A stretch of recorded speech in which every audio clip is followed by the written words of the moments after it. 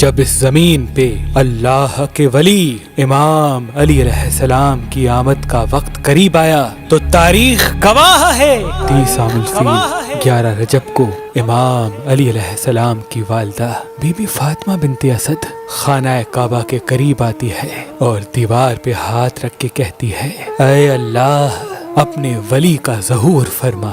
تو بس دیوار کعبہ کا ٹوٹنا تھا اور امام علی علیہ السلام کی والدہ کا اندر داخل ہونا تھا۔ یہ منظر حضرت عباس ابن عبد المطلب دور سے دیکھ رہے تھے۔ جیسے ہی آپ نے دیکھا تو لوگوں کو چیخ چیخ کے کہنے لگے کہ ابو طالب کی زوجہ خانہ کعبہ کے اندر چلی گئی، آؤ کعبے کا دروازہ کھول کے ان کو باہر نکالتے ہیں۔ یہ بات مکے سے پورے عرب میں پھیلنے لگی، لوگ دور دور سے آنے لگے کہ ابو طالب کی زوجہ جس کی پیٹ میں بچہ تھا خانہ کعبہ کے اندر، وہ بھی دیوار سے۔ لوگ خانہ کعبہ کے دروازے کو کھولنے کی کوشش کر رہے ہیں لیکن کسی سے بھی اللہ کے گھر کا دروازہ کھلتا نہیں ہے۔ اس وقت پوری دنیا میں 2 لوگ مطمئن تھے، ایک حضرت ابو طالب اور دوسرے اللہ کے رسول حضرت محمد مصطفیٰ صلی اللہ علیہ وآلہ وسلم۔ تاریخ نے لکھا عرب کی سرزمین پہ اس سے پہلے اتنا ہجوم ایک جگہ اکٹھا نہیں ہوا تھا۔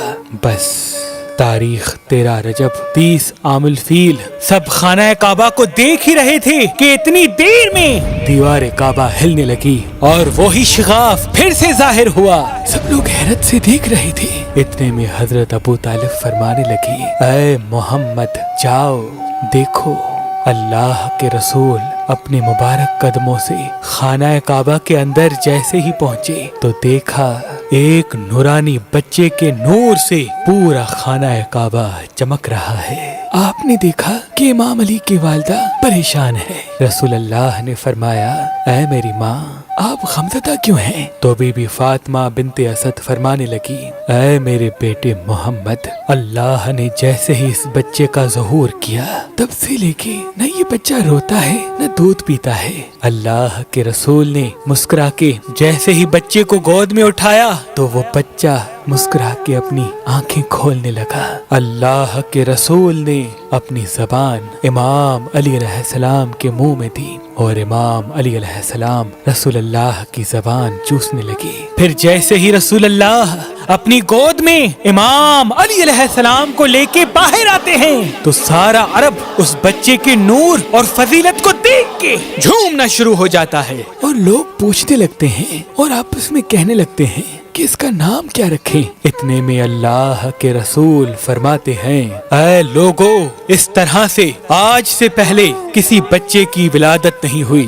اس بچے کی ولادت علی ہے، افضل ہے، اعلیٰ ہے اور اللہ کی مرضی یہ ہے کہ اس بچے کا نام بھی علی رکھا جائے، یعنی وہ بلندی جس بلندی پہ کوئی پہنچ نہ سکے۔ بس فضا میں علی علی کی صدائیں بلند ہونے لگیں۔ اتنے میں جناب ابو طالب امام علی علیہ السلام کو لے کے اپنے گھر کی طرف جا ہی رہے تھے کہ کسی منافق نے کہا اے ابو طالب کیا وہ رسم نہیں کرو گے جو ہر بچے کے ساتھ کی جاتی ہے؟ مکے میں یہ رواج تھا کہ پیدا ہونے والے بچے پہ سانپ چھوڑتے تھے، اگر سانپ بچے کو مار دیتا تھا تو وہ یہ سمجھتے تھے کہ یہ بچہ اپنے باپ کی اولاد نہیں، لیکن اگر سانپ بچے کو کچھ نہیں کرتا تھا تو پھر وہ یہ کہتے تھے کہ یہ بچہ اپنے باپ کی اولاد ہے اور ہمارے لیے قابل عزت بنے گا۔ حضرت ابو طالب نے اللہ کے رسول کو دیکھا، امام علی علیہ السلام کو دیکھا اور ایک جگہ امام علی علیہ السلام کو رکھ کے کہنے لگے لاؤ اس سانپ کو جس پہ تم فخر کرتے ہو۔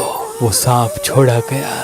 جیسے ہی امام علی علیہ السلام کے قریب وہ سانپ آتا ہے، امام علی علیہ السلام اپنے ننھے ہاتھوں سے اس سانپ کو پکڑ کے چیر دیتے ہیں۔ بس سب لوگ زور زور سے کہنے لگے کہ بچے نے سانپ کو چیر دیا۔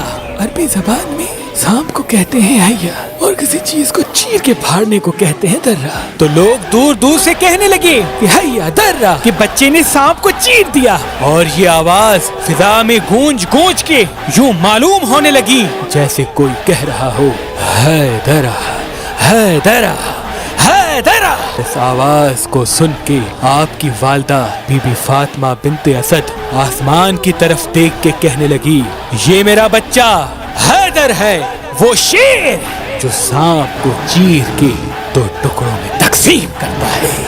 سلام ہو اللہ کے ولی امام علی علیہ السلام پر، سلام ہو ان کی شجاعت پر، سخاوت پر، امامت پر، سلام ہو ہر اس شخص پر جو امام علی علیہ السلام کی فضیلت سن کے خوش ہوتا ہے، فضیلت سن کے خوش ہوتا ہے۔